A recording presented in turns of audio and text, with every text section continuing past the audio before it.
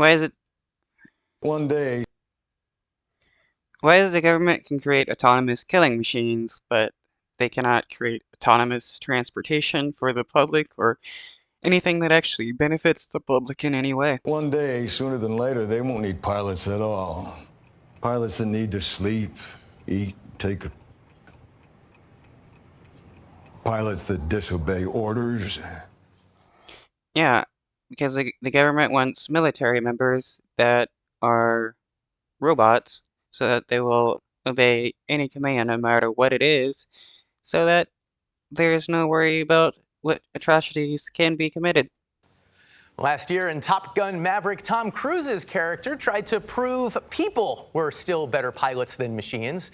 The storyline is becoming real. The military is now testing an autonomous F-16 fighter jet, and in simulated dogfighting, the AI already crushes trained human pilots. The people we met developing these systems say they aren't trying to replace humans, just make their jobs safer.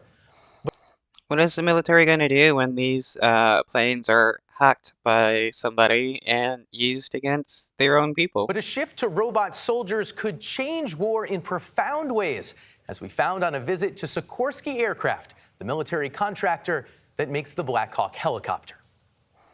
I mean, drones have already changed the way we do warfare.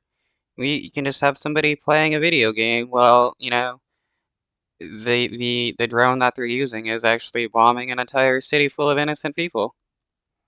Since the 1970s, Blackhawks have been piloted into war. Everybody strapped in. Yep, we're all good. Sikorsky's Igor Cherepinski wanted to show us how that might soon change. All right, you have controls in the back. With safety pilots sitting idly by, a couple taps on a tablet lifted us off the ground. So we just told them to take off to 50 feet in a hover. Flying the experimental Black Hawk is as easy as moving a map. And now just drag the map somewhere. As soon as you press it, you feel it that we're going. This way, people can be safely behind doors somewhere while they're playing on their tablet, shooting down civilians from the sky. It's very weird to be in a helicopter that's not being piloted. Well, it is being piloted. At the moment, you happen to be in control. You're the pilot. Is this piloting or is this some new thing? We call it operating because you're making suggestions. The machine really decides how to do it. Its developers call this an inflection point in aviation, part of a larger effort to change how wars are fought, being led by DARPA, the Defense Department's innovation lab. They've also developed autonomous off-road buggies, unmanned undersea vehicles, and swarms of drones. Right now, Yeah, the military can create all this, or the US government can create all this for the military. And again, the government can't do anything beneficial for the citizens in our daily lives. Like, why don't we have drone buses that operate 24/7? We could easily have that. Drone vehicles that operate 24/7. If we can have autonomous warships, we can easily have autonomous vehicles. We're going to say, hey, we want to pick up the sling load. DARPA's Stuart Young says part of his motivation for the autonomous helicopter project was the failed Black Hawk. And I want to say, every dollar spent on this kind of technology is money taken away from a person that needs to eat, needs shelter, or anything. And instead of our government using that to help people, they're using it to make murder machines. Down mission, dramatized in the 2001 movie, where attempts to help stranded troops only led to more downed aircraft and American casualties. This allows you to make decisions in a different way. It's like, well, I'm willing to risk the aircraft because I could save lives, but I'm not risking a pilot. So why don't we let you release the load just because? Because I guess anybody can do it. Hit the release button. Okay, REL. There it goes. And there it goes. Wow. Making combat safer, avoiding another Black Hawk down, that's the pitch. But self-directed war machines also evoke another Hollywood drama. People hear autonomous weapons, they think Terminator. Yes. No point thinking Terminator with autonomous weapons which more need to think about is military people just playing video games, because that's what they're turning these drones into. Basically, a video game that you can play, control the drones, and kill somebody else in a different nation without actually having to see anybody or be there. We're a long way from Terminator, obviously. Yes. But we're taking steps on the road. And how do you think about the idea of us even taking steps down that road? There's always those dilemmas that we have, but clearly our adversaries are thinking about that thing, and part of what DARPA does is trying to prevent technological surprise. To understand the pressure to adopt autonomous warfare, just consider these videos. So here's the drone taking off. Military analyst Paul Shari spotted them online last year, apparently posted not by some great military power, but Ukrainian freedom fighters. He's able to pick up all of these vehicles. They show ordinary drones and publicly available software being used to target Russian hardware. It's looking for objects, and it finds this tank camouflaged. And this kind of technology can be used against citizens if they decide to protest or just to be oppressive whatsoever. Here inside the forest. It's actually kind of hard to see. You can hardly see that, You can but hardly it see spotted it. The AI identifies it, draws this red box around it, allowing a human then to take a closer look and say, yep, that's an enemy tank. But let's say you couldn't communicate with this drone. You could say, hey, if you reach this level of certainty, drop the bomb. All of the technology to build an autonomous weapon is right here. It's demonstrated right in this video with commercially available technology. All it takes is a few lines of code to simply take the human out of the loop. And what are we going to do when, terrorist groups get a hold of sophisticated drone technology and start using those to launch attacks against civilians and stuff? We're just going to, shrug our shoulders and be like, nothing we can do. Shari was an Army Ranger, then worked for the Office of the Secretary of Defense on autonomous weapons policy. Since leaving government, he's written 2 books on the topic, Army of None, and this year's 4 Battlegrounds. Does this shift help or hurt the U.S. in their military position? The U.S. has been in a dominant military position for decades, and so almost any major change is a major risk for the U.S. military, and it's an opportunity for underdogs.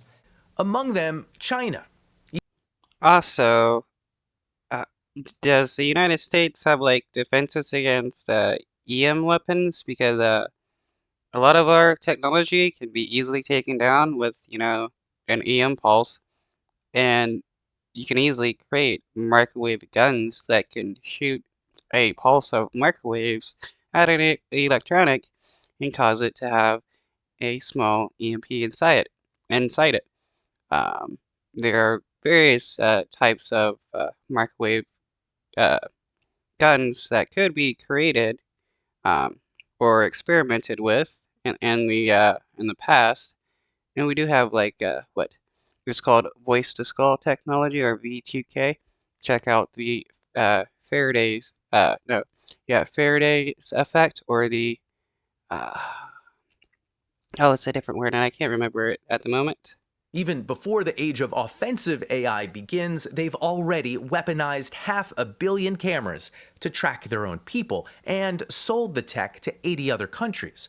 When AI can power actual robots, popular uprisings like the fall of the Soviet Union could be much easier to quash. The last check on a dictator's power is the soldiers simply laying down their weapons and saying, I will not fire against my neighbors. If AI is found playing that, if it's robot soldiers, regimes wouldn't necessarily need that kind of support from at least a part of the population. Yeah, and this is also why the United States wants robotic soldiers, people that will always obey no matter what order they're given. Shari is not all doom and gloom. He points out that in combat between nations, robot soldiers will legally need to follow the law of war, and might do so better than emotional or fatigued humans. Right. That's only if they're programmed to follow the laws of war, which, why are these robots going to be programmed to follow the laws of war? Or why will the people using these robots follow the laws of war when they can easily get away with various crimes? And while this might all feel new, defensive automated systems like these, combating incoming fire, have been used for decades. But yes, Shari does worry about the eventual marriage of advanced robots and military AI that becomes smarter and faster than we are. Where the pace of combat action. It's honestly sad the amount of money wasted on this kind of technology for the military when this money could be used to, give people health care, help shelter people, give people food, help improve the lives of people. But no, the United States wants to spend most of its money on murdering brown people. Eclipses humans' ability to understand and to keep up. And militaries have to effectively hand over control to machines in order to remain effective on the battlefield. So at that point, humans just would be out of the decision-making. You just have to trust the machines and that you programmed them well. I'm curious how many drones the far-right, anti-Putin Russian Nazis in Russia, how many drones they're getting by the United States, and how many other far-right Nazi groups are being armed by the United States. Yes, yes, which is the scary thing, right? And then how do you maintain human control over warfare? How do you manage escalation? How do you end the war? Well, the machines will decide when it's over. Well, which is a scary prospect. Scary enough that when we spoke to AI pioneer Geoffrey Hinton in March, just before he quit Google to speak more freely about his concerns with AI, the #1 danger he pointed to was autonomous weapons. The idea of wiring in some rule that says never hurt a person, well, they're being designed to hurt people. The most effective autonomous soldiers, he says, will be given the terrifying freedom to choose the best way to kill the enemy, regardless of collateral damage. And so people like Putin are going to want robots like that. Do you see any way out of this? Is it a treaty? What is it?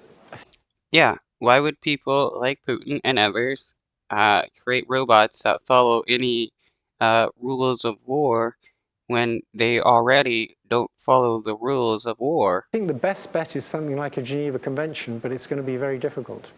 At the UN, there have been small steps toward generally vague international rules.